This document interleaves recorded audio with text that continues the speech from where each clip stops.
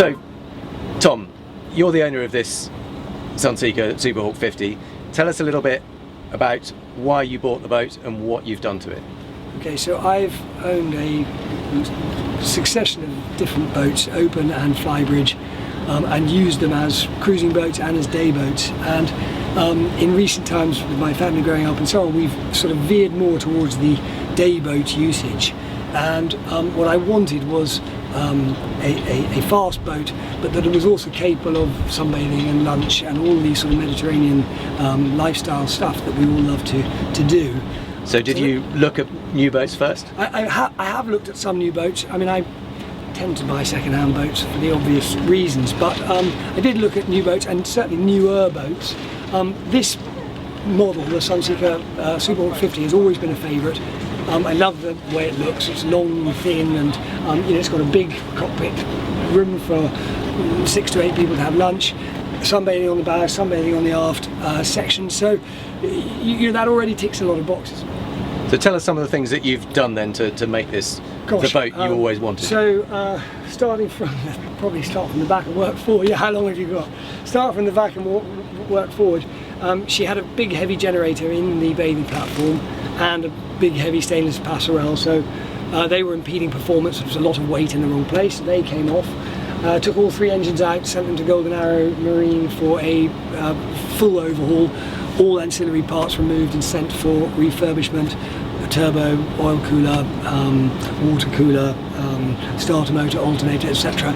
So the idea was to not rebuild them from scratch per se, but to make them, you know, as good as new, i.e. anything that might break has been looked at and seen to. We put in a new generator. There's quite a complicated electrical system here because we also put in a Seakeeper 3, which is just below my feet here at in the central section of the boat. Obviously that's a lot of weight, 250 kilos, but it's right in the middle of the boat rather than at the back where the old Jenny came out of. We did put in a new Jenny, but one of the very modern Fisher Pounder, only weighs 90 kilos, sits at the stern and is an automatic setup to charge the batteries. So the Seakeeper's DC powered. I've got a big inverter, I've got a big bank of batteries producing about 600 amps, and that means I can run my AC functions, air conditioning, etc. For a short period, 2-3 hours, on battery power alone. The generator will then kick on automatically, recharge the batteries and switch itself off again automatically. Assuming that works as planned, that's a good system. And what about aesthetically? How have you changed it to suit? Aesthetically, I mean, obviously it was a 2002 boat, so it was, you know, 16 years old. She was blue, but she had that yellow Sunseeker stripe. And I said, well, okay, let's repaint her. We toyed with vinyl, but on investigation we concluded that a paint job would give us a much better final effect. So she went to Desti's for that.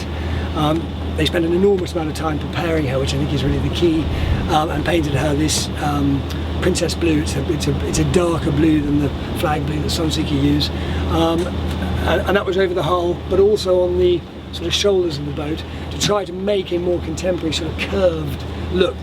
This boat had curves, but they were not accentuated because they're white. So we've tried to sort of pick those out by bringing the blue much higher on the gunnels.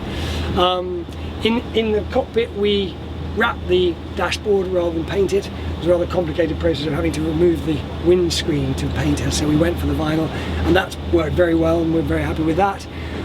New electronics here, new electronics Raymarine systems, and I replaced the walnut face dashboard that Sunseeker used to fit a standard with this turned aluminium custom made dash, which is fantastic. Inside the boat, she had that, again, typical 2002 orange wood interior.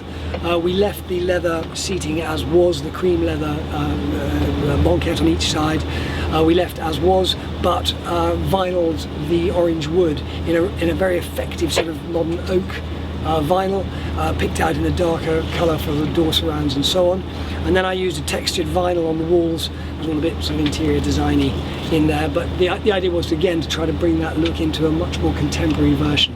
Obviously we had new carpet fitted, and down the central walkway we used Flexi-Teak.